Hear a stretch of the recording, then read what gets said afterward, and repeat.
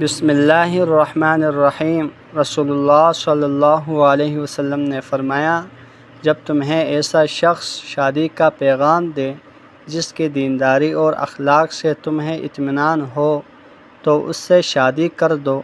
اگر ایسا نہیں کرو گے تو زمین میں فتنہ اور فساد عظیم برپا ہوگا۔ میں علقمہ اور اسود رحمہ اللہ کے ساتھ حضرت عبداللہ بن مسعود رضی اللہ تعالیٰ عنہ کی خدمت میں حاضر ہوا۔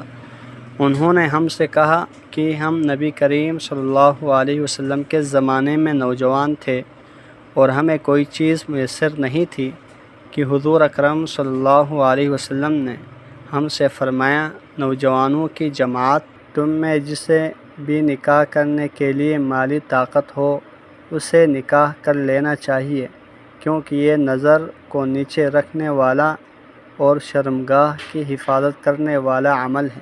اور جو کوئی نکاح کی بوجہ غربت طاقت نہ رکھتا ہو اس سے چاہیے کہ روزہ رکھیں، کیونکہ روزہ اس کی خواہشات نفسانی کو توڑ دے گا۔